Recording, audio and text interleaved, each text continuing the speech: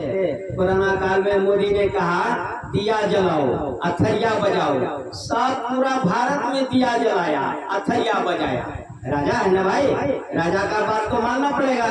जिस राज्य में हम रहते हैं उसी तरह सभी आए। सभी जब आए तो भगवान राम अपने मौज में आकर के उन्होंने क्या कहा कि हे प्रजाजनों, गुरुजनों, अपने को हाथ लगा करके बताए कि यह शरीर ये लक्कड़ का नहीं बना शरीर, ना लोहा का बना शरीर, यह हाड़ मांस का शरीर बना है।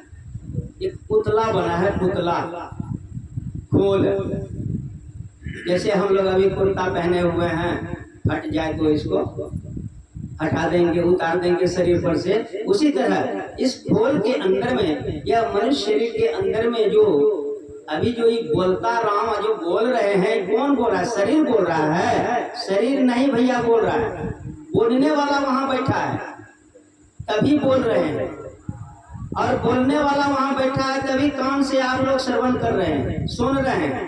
आप देखें, जो आदमी मर जाता है तो वो कान से सुनता है कोई बात, मुंह से बोलता है कोई बात, नहीं बोलता है।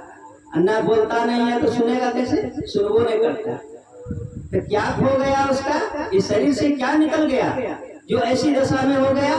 वही जीव आत्मा जो है, वह आत्मा परमात्मा का अभिन्न अंश है। वह आत्मा इस शरीर में जब तक रहती है तब तक इस शरीर के सारे इंद्रियां चलती है। जब वो निकल जाती है शरीर से तो यह सब के सब शिथिल पड़ जाते हैं। नस नाड़ी, बोली चाली, कान, नाक, मुंह, आँख, पूरा शरीर शिथिल हो जाता है। कोई काम का नहीं रहता। तो हम लोग क्या कहते हैं? जल्दी कर बेटा, सरतान ले चलेगा जल्दी, ठीक है, घर से बाहर निकाल। देखिए इतनी बड़ी बात है। हम क्या कहते हैं? हम बहुत बलवान हैं, हम बहुत चतुर्वान हैं, हम बहुत गुणवान हैं, हम बहुत धनवान हैं। संत कहते हैं कि हे सज्जनों, हे लोगों, हे मनुष्यों, संसार में कुछ भी बन के रहो, धनवान बन के रहो, चतुर्वान बन के रहो, विद्वान बन के रहो, गुणवान बन के रहो, कुछ भी बन के रहो, राजा बन के रहो या रंक बन के रहो, कुछ भी रहो, अगर तुमरे में भक्ति नहीं है, ईश्वर का भजन नहीं करता है, तो फिर वह मनुष्य किस तरह से होता है जानते हैं? हम लोग देखते हैं जब बादल लगा देता है ना, बादल जब घना घटा घोर है, हम लोगों को होता है कि उल्टा पुल्टा देगा भाई, संभालो अपने को। अब कुछ ही क्षण में उड़ जाता है। तब फिर हम लोग क्या कहते हैं? धोतरी वाला इतना घट्टा लगे को बादल लगे को बूंद वर्षा नहीं हो, निंदा कर इंद्रिय। उसी तरह वैसे मनुष्य के ईश्वर के घर में निंदा होता है। इसीलिए भगवान राम कहते हैं कि मानव का शरीर को समझो कि शरीर है क्या। शरीर तो परमात्मा ने बहुत बनाए धरती पर, बहुत छोटे से छोटे, बड़े से बड़े देखने को मिलता है। हम लोग देखते हैं, यूज भी करते हैं, चलाते भी हैं उसको, लेकिन अपने बारे में हम नहीं जान रहे हैं। संतों का जो ज्ञान है, संत यही ज्ञान देते हैं हम लोगों को, यही ज्ञान। और ये ज्ञान कहाँ से उत्पत्ति हुई? भगवान कृष्ण ने यह ज्ञान अपने से सूर्य को बताया था। सबसे पहले ये संतों का जो आंतरिक ज्ञान है, यह गुप्त भेद है, गुप्त ज्ञान है। यह ज्ञान पहले नहीं था। यह ज्ञान भगवान कृष्ण ने सूर्य को बताया। और सूर्य का पुत्र युधिष्ठिर अपने पुत्र को बताया। अब पुत्र से सब राजर्षियों में आया। क्यों? सतयुग में राजा लोग राज करते थे, फिर राजा लोग में आ गया वह ज्ञान। सतयुग में राजा लोग इसका यूज किया। बेटा जब हो जाता था ताज संभालने वाला राजगद्दी, तो क्या करता था राजा लोग? क्या बेटा पुत्र हो गया राजकाज संभालने वाला, अब मैं जंगल जा रहा हूँ। बेटा को सौंप देता था सारा राजपाट, कह देता था मुंशी दीवान नौकर चाकर से, अब यही आपका राजा है और आप मिलन जुलन करके राज को चलाइए, अब मेरा भरोसा मत कीजिए, मैं अब जंगल जा रहा हूँ। क्या करने के लिए? भजन करने के लिए, भक्ति करने के लिए। जंगल में जाके करते थे, करते करते घास पात फल फूल पत्ता खा करके उसके बाद जो है वहीं पे शरीर छूट जाता था। और शरीर जब छूट जाता था तो जंगल में जानवर लगते हैं कि खाने वाला सब घातक सब प्राणी है, ये है, खा पीते समाप्त, लौट के नहीं आते थे। फिर बहुत सारे कथा है कि राजा लोग जब जाते थे अपने बच्चे को राजकाज संभाल के, वो लौट के फिर नहीं आते थे। तो यह ज्ञान जो है उस समय राजर्षियों ने जाना, राजा लोगों ने यूज किया। उसके बाद सतयुग के बाद यह जो है यह लुप्त हो गया ज्ञान। जब यह ज्ञान लुप्त हो गया तो क्या आ गया? त्रेता आ गया। जब त्रेता में भगवान राम आए, ठीक है, तो भगवान राम आए तो क्या हुआ? जग होने लगा। त्रेता में और द्वापर में जग को ही उत्तम बतलाते हैं। जग को मतलब बताते हैं कि जग ही सब चीज है। विष्णु जग है, कई जग है, तो सब जग करवाते थे।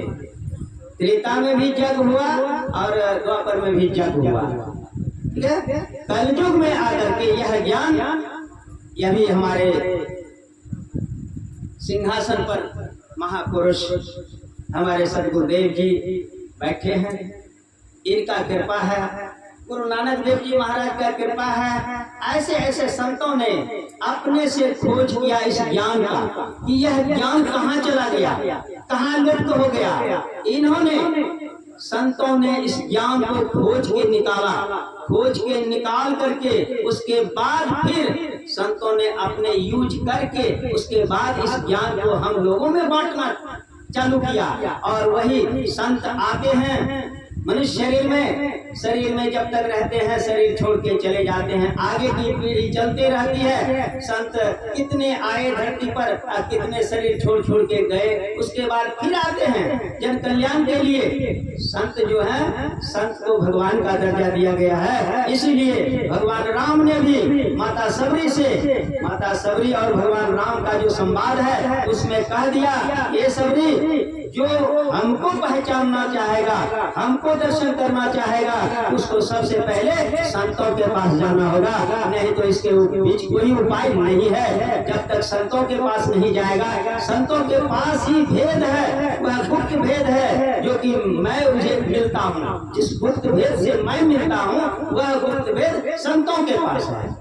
जब तक संत के पास हम नहीं जाएंगे, उस गुप्त भेद को नहीं जानेंगे, तब तक हमको उस भगवान ईश्वर से मुलाकात नहीं होगी। इसीलिए कहा हमारे गुरु महाराज लिखते हैं, महर्षि ब्रह्मन जी महाराज परावली में एक पंक्ति है, कहा संत मता बिनु गति नहीं, सुनो सकल दे कान। सकल माने सारा संसार का मनुष्य, हम लोगों को कहा सुनो सकल दे कान, पूरा संसार के लोगों सुनो। संत मता बिनु गति नहीं, किसी सूरत में आप कितना भी देवी देवता, अभी हमारे स्वामी जी बहुत अच्छा प्रसंग बोल रहे थे, कितना भी देवी देवता का पूजा कर लो, कितना तीर्थ वैरागन कर लो, कितना गंगा जमुना सरस्वती में स्नान कर लो, लेकिन जब तक भक्ति नहीं करोगे, और भक्ति कैसी, युक्ति जान करके, जब तक युक्ति नहीं आप जानेंगे तो भक्ति पूर्ण नहीं होगी, फिर कुछ न कुछ उसमें कमी रहेगी, तो आपकी भक्ति पूरी नहीं होगी। इसीलिए गुरु महाराज लिखते परावली में एक पंक्ति है, संत मता बिनु गति नहीं, सुनो सकल दे कान, जो चाहो उद्धार को